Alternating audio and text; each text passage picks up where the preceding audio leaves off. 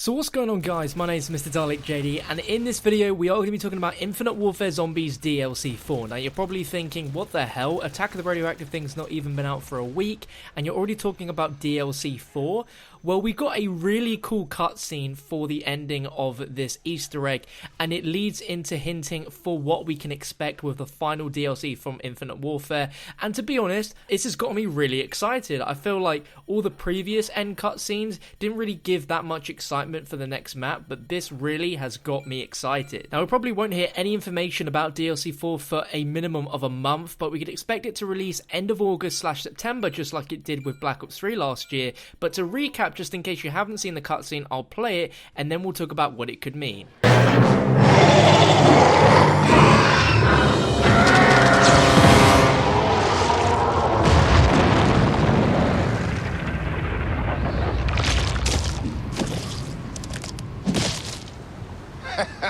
Anybody want shellfish for dinner? I'm pretty sure I'm never eating shellfish again. Ever. Ugh, you and me both. I am really feeling the need to get out of this place, time period, whatever you want to call it. Maybe off to somewhere with a little more color. Ready when you are, my friend. Ugh! Oh, this is so nasty. Oh, oh, oh.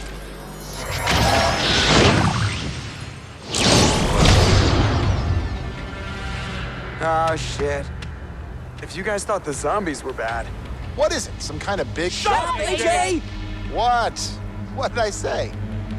To be continued.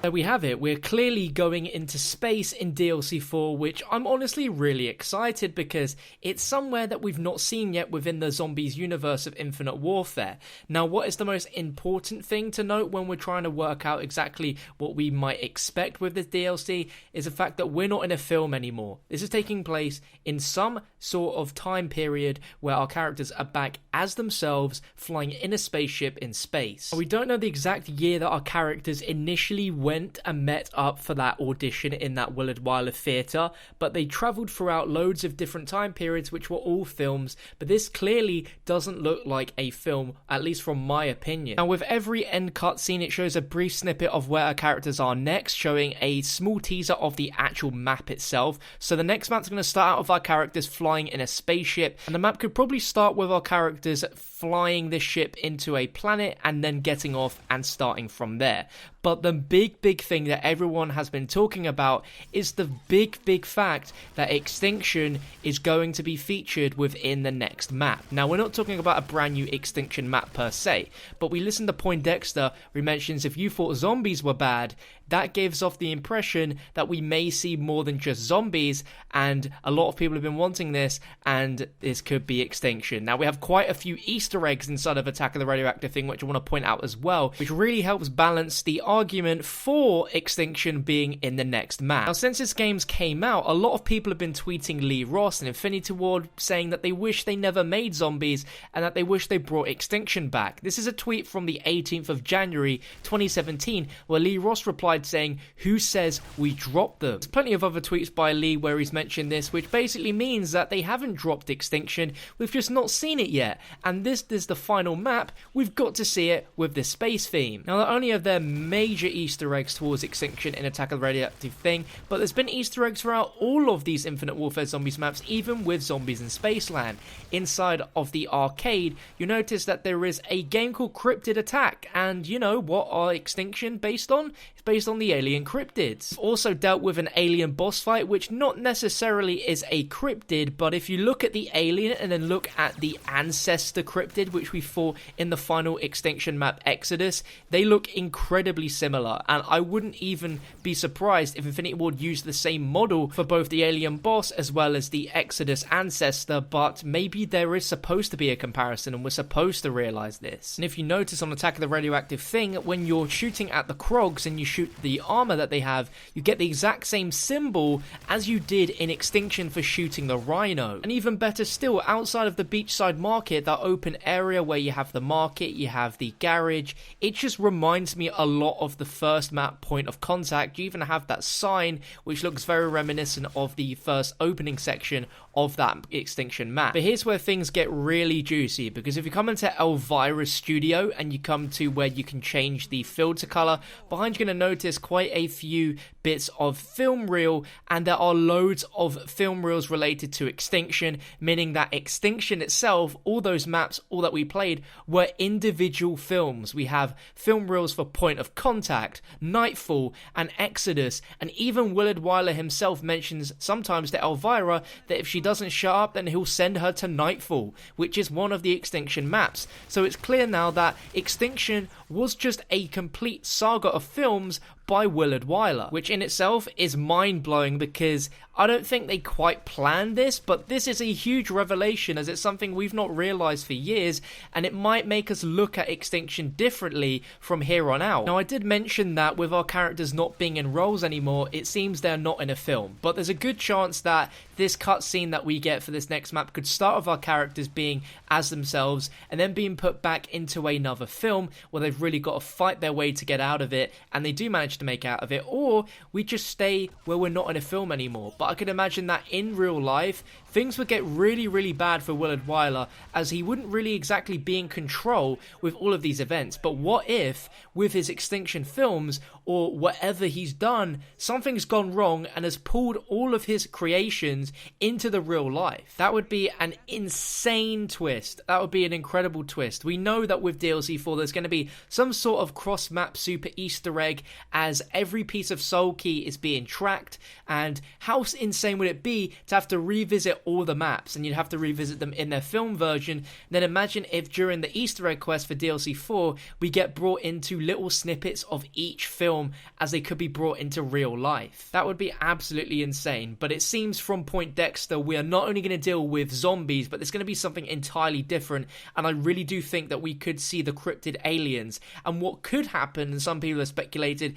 is this could be a Alien versus Predator situation, where we have the zombies fighting against the cryptids, or perhaps these new zombie alien types that we could see fighting against the cryptids, and we are in the heart of the battle. Perhaps Willard Wyler has lost all control now because our characters are back in the real world rather than being sucked into one of his films. But it's super obvious from the small subtle teasers we've had within Attack of the Radioactive Thing, Lee Ross's tweets from all this time, it is leading up to us seeing the Extinction aliens return to the zombies mode of Infinite Warfare.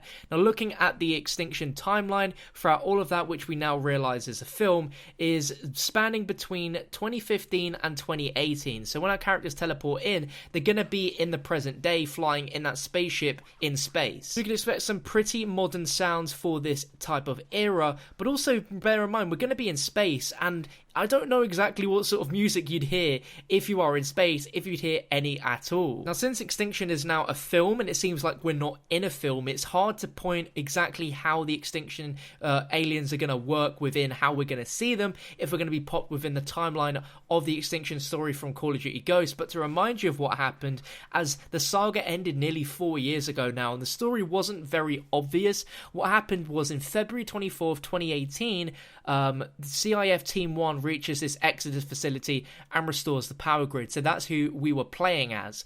There was a character called Samantha Cross who could control the cryptids. She returns with this item called the Cortex and powers this thing called the Medusa with the Cortex, and Team 1 is forced to sacrifice themselves to detonate this device.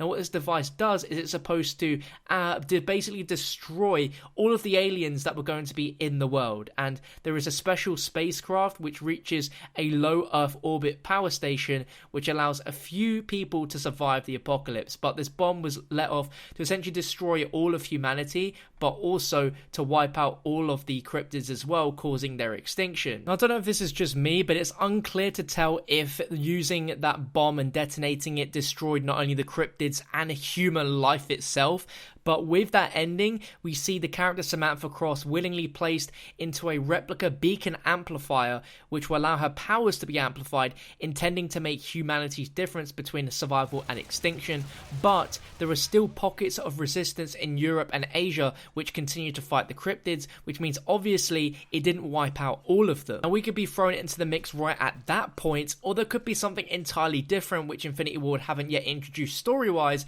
which we'll see, but this is really damn exciting.